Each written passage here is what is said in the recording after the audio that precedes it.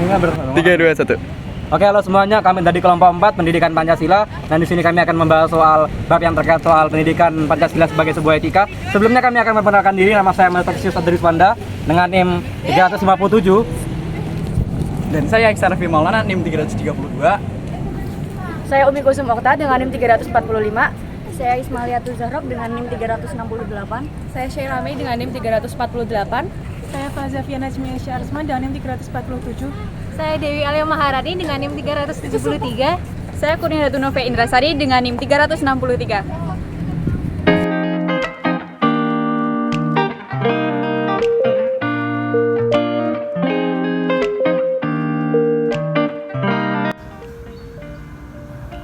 Nama saya Kurnia Datunove Indrasari dengan NIM akhir 363 akan membawakan materi konsep Pancasila sebagai sistem etika. Istilah etika berasal dari bahasa Yunani, yaitu ethos, yang artinya tempat tinggal yang biasa, padang rumput, kandang kebiasaan, adat, watak, perasaan, sikap, dan cara berpikir. Secara etimologi sendiri, etika berarti ilmu tentang segala sesuatu yang biasa dilakukan atau ilmu tentang adat kebiasaan. Etika Pancasila adalah cabang filsafat yang dijabarkan dari sila-sila Pancasila untuk mengatur perilaku kehidupan bermasyarakat, berbangsa, dan bernegara. Di Indonesia, etika Pancasila terkandung nilai-nilai ketuhanan, kemanusiaan, persatuan, kerakyatan, dan keadilan. Saya akan menjelaskan mengenai urgensi Pancasila sebagai sistem etika. Pentingnya Pancasila sebagai sistem etika bagi bangsa Indonesia ialah menjadi rambu normatif untuk mengatur perilaku kehidupan bermasyarakat, berbangsa, dan bernegara di Indonesia. Pentingnya Pancasila sebagai sistem etika berkaitan dengan problem yang dihadapi bangsa Indonesia. Yang pertama, banyaknya kasus korupsi yang melanda Indonesia. Yang kedua, banyaknya aksi terorisme yang mengatasnamakan agama. Yang ketiga, adanya kesenjangan antara masyarakat kaya dan miskin. Yang keempat, banyaknya kasus pelanggaran hak asasi manusia. Yang kelima, ketidakadilan yang masih mewarnai peradilan di Indonesia. Yang keenam, banyaknya orang kaya yang tidak bersedia untuk membayar pajak dengan benar. Kesemuanya itu memperlihatkan pentingnya dan mendesaknya peran dan kedudukan Pancasila sebagai sistem etika karena dapat menjadi tuntunan bagi warga negara untuk berperilaku sesuai dengan nilai-nilai Pancasila. Mananya alasan diperlukannya Pancasila sebagai sistem etika? Ada 5 alasan mengapa Pancasila sebagai sistem etika itu diperlukan dalam penyelenggaraan kehidupan bernegara di Indonesia sebagai berikut. Yang pertama, ada dekadensi moral yang melanda kehidupan bermasyarakat. Yang kedua, korupsi akan merajalela.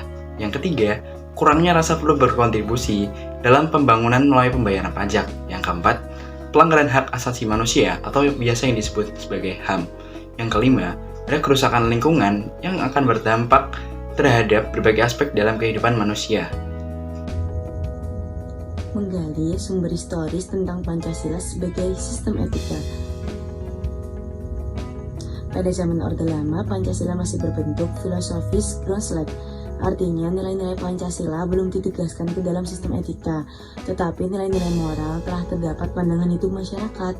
Masyarakat dalam masa Orde Lama telah mengenal nilai-nilai kemandirian bangsa yang oleh Presiden Soekarno saat itu disebut dengan berdikari, berdiri di atas kaki sendiri. Pada zaman Orde Baru, Pancasila sebagai sistem etika disosialisasikan melalui penataran P4 dan diinstitusionalkan dalam wadah BP7. Ada banyak butir Pancasila yang dijabarkan dari kelima sila Pancasila sebagai hasil temuan dari para peneliti BP7. Pada era reformasi, Pancasila tenggelam dalam perebutan kekuasaan yang menjurus kepada pelanggaran etika politik, contohnya abuse of power, baik oleh penyelenggara negara legislatif, eksekutif, maupun yudikatif. Penyalahgunaan kekuasaan atau kewenangan inilah yang menciptakan korupsi di berbagai kalangan penyelenggara negara. Contoh penyimpangan pada masa Orde Lama yaitu mengeluarkan Ponpres yang tidak ada dalam Undang-Undang Dasar 1945. Wewenang lembaga negara masih dipegang Presiden. MPRS menetapkan Soekarno sebagai Presiden seumur hidup. Contoh penyimpangan pada masa Orde Baru yaitu Pancasila sebagai dasar negara malah diredusir. disalahartikan dan disalahgunakan oleh Soeharto sebagai simbol kekuasaan. Pancasila dijadikan alat untuk menguasai rakyat. Dan yang terakhir yaitu contoh penyimpangan pada era reformasi. Ada peristiwa Simpang KKA dan peristiwa Wasior. Selanjutnya yang kedua yaitu sumber sosiologis.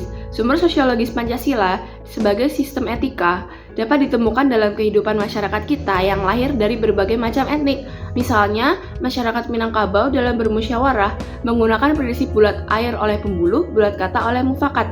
Yang artinya ketika menentukan suatu kebijakan atau keputusan, masyarakat Minangkabau menggunakan prinsip musyawarah mufakat, yaitu dengan menggali pemahaman dari setiap pendapat yang diberikan dan kemudian mengkaji esensi dari pendapat-pendapat tersebut, sehingga hasil dari musyawarahnya merupakan hasil kesepakatan bersama, bukan dengan sistem voting yang mana suara terbanyak yang akan dipilih. Sehingga hal ini sejalan dengan sila keempat Pancasila. Selain itu, masyarakat Jawa memiliki tradisi atau kepercayaan yang bernama kejawen, yang berasal dari budaya Jawa dengan penekanan hubungan individu dengan Tuhannya. Tradisi ini memiliki inti ajaran sangkan paraning dumadi, yang artinya dari mana datangnya dan kembalinya hamba Tuhan. Ajaran ini menjelaskan bahwa sejak dulu masyarakat Jawa sudah mengakui keesaan Tuhan, yang mana hal ini sejalan dengan sila pertama dari Pancasila. Di sini saya akan membawakan materi mengenai menggali sumber politis tentang Pancasila sebagai sistem etika. Sumber politis Pancasila sebagai sistem etika itu terdapat dalam norma dasar sebagai sumber penyusunan berbagai peraturan perundang-undangan yang ada di Indonesia. Hans Kelsen mengatakan bahwa teori hukum itu suatu norma yang berbentuk piramida. Hal itu berarti norma yang lebih rendah akan memperoleh kekuatan dari norma yang lebih tinggi. Semakin tinggi suatu norma, akan semakin abstrak bentuknya, dan semakin rendah suatu norma akan semakin konkret isinya. Sebagai contoh, Pancasila. Pancasila merupakan norma yang paling tinggi atau yang biasa kita sebut dengan Grundnorm. Pancasila ini bersifat abstrak, sedangkan peraturan perundang-undangan yang ada di bawahnya bersifat konkret. Etika politik. Etika politik mengatur masalah perilaku politikus, praktik institusi sosial, hukum komunitas, dan struktur sosial, politik, serta ekonomi. Etika politik memiliki 3 dimensi. Yang pertama yaitu dimensi tujuan, dan yang kedua yaitu dimensi sarana, serta yang ketiga yaitu dimensi aksi politik. Sedangkan contoh perilaku politik yang sesuai dengan Pancasila, yang pertama yaitu terlibat pemilu. Keterlibatan kita dalam pemilihan umum untuk memilih calon pemimpin bangsa itu menunjukkan perilaku politik yang positif. Yang kedua yaitu keterlibatan kita dalam proyek bersama untuk mewujudkan kesejahteraan masyarakat. Dan yang ketiga yaitu mendukung kebijakan pemerintah dalam hal pemerataan sosial. Sedangkan untuk contoh perilaku politik yang tidak sesuai dengan Pancasila yaitu yang pertama korupsi, yang kedua radikalisme, dan yang ketiga diskriminasi ras. Oke, lalu di sini saya akan menjelaskan tentang membangun argumen tentang dinamika dan tantangan Pancasila sebagai sistem etika. Dinamika dan tantangan ini sendiri berputar pada historis Indonesia yang dibagi menjadi 3, yaitu Orde Lama, Orde Baru, dan masa Reformasi. Untuk Orde Lama sendiri, dinamika Pancasila yang terjadi bisa dikatakan secara tertulis cukup baik, di mana pemerintah berhasil menjalankan pemilu pertamanya yang dikatakan sebagai pemilu terbesar yang pernah ada di Indonesia, yang diikuti oleh berbagai partai. Kemudian Indonesia pada waktu itu sangat-sangat menekankan demokratis, akan sebuah negara yang sangat demokratis. Namun kemudian tantangannya pun muncul, yang dimana sikap otoriter mulai muncul di saat pemerintah mulai menganut sistem demokrasi terpimpin yang membuat adanya ketimpangan kekuasaan antara satu dengan yang lain, antara presiden dengan dewan-dewan lain, yang kemudian menimbulkan berbagai kekacauan, menimbulkan berbagai kerusuhan yang berujung pada kandasnya Orde Lama dan kemudian digantikan oleh Orde Baru. Kemudian untuk Orde Baru, dinamika Pancasila pun secara tertulis juga dapat dikatakan baik, di mana Orde Baru sangat-sangat menekankan Pancasila, yang dimana Orde Baru di sini bahkan sampai membuat sebuah program P4, bahkan sampai dalam sistem pendidikannya menyuruh para muridnya untuk sangat-sangat menghafal Pancasila mulai dari nilai-nilai dasarnya. Seakan-akan Pancasila itu merupakan hal paling utama dalam dinamika Indonesia.